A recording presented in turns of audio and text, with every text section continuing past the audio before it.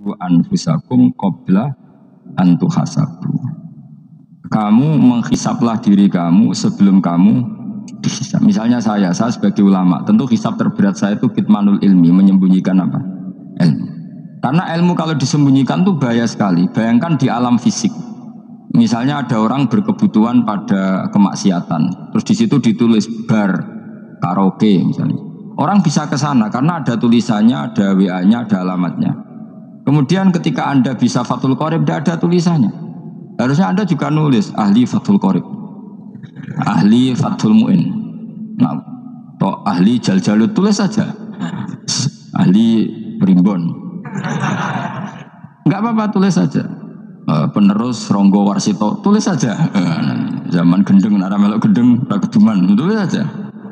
Tapi barokahnya tulisan itu kan orang bisa tahu. Makanya kenapa banyak orang sufi yang sudah menyembunyikan diri, wanaknya nakal-nakal, karena dia disalahkan Allah, karena menyembunyikan ilmu. Saya itu orang yang senang tertutup, kecuali masalah ilmu. Saya mau mengajar terbuka seperti ini. Karena tadi, awal dari dikenalinya kemakrufan adalah dimaklumatkan.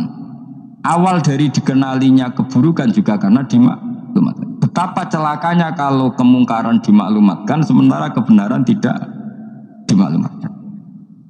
Makanya Mbah Mun itu sampai berfatwa, Mbah Mun guru saya itu, nah ono masjid ra ono menawarane Mbah Mun duka. Masjid kok ora ono menarane, wajib ono. Dulu saya iskal, kenapa menara jadi wajib?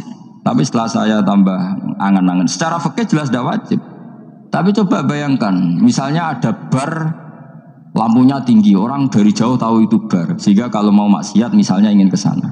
Sekarang misalnya masjid gak ono menarane, ada orang ingin sholat, ono masjid tahu ora. Ini baru kayak ada menaranya kan? Tahu. Intinya semua kebaikan itu harus dimanarohkan. Makanya manaroh itu dari kata nur, dimenarakan, dari kata nur, dari kata dicahayakan, dimaklumatkan. Sehingga mulai dulu lama itu meskipun humul itu menyembunyikan diri.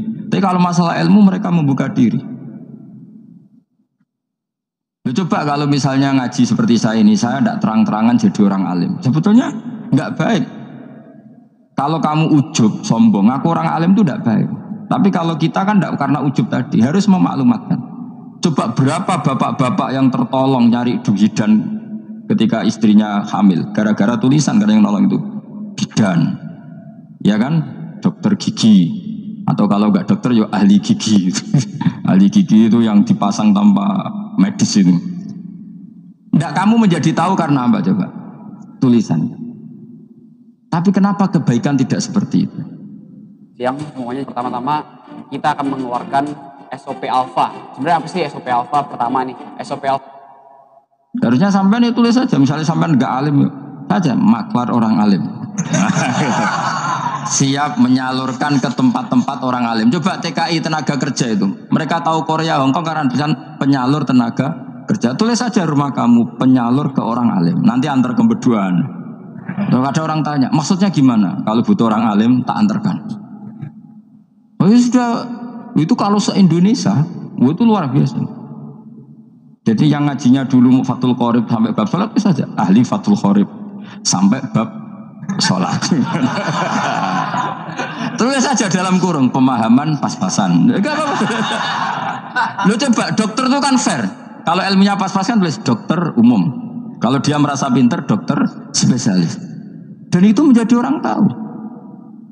Tulis saya kan ke ahli saraf. Nah, buatan guyon itu betul. Makanya saya ini termasuk orang yang menyembunyikan diri. Tapi kalau bab ilmu enggak. Sehingga nyun sewu saya ada sombong, banyak gus-gus alim yang ngaji saya Jamul Jame, ngaji Mahali. Padahal itu kitab tersulit di pondok.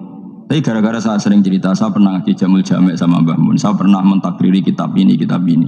Ini banyak yang ngaji saya. Kalau tanpa itu kan mereka tidak tahu. Ya sama nggak apa-apa kalau menyaingi saya. Tulis saja di rumah kamu, ahli Jamul Jame. Barang diparani ahli apa? Ahli jilid. Maksudnya kalau kitab kamu rusak, bawa sini.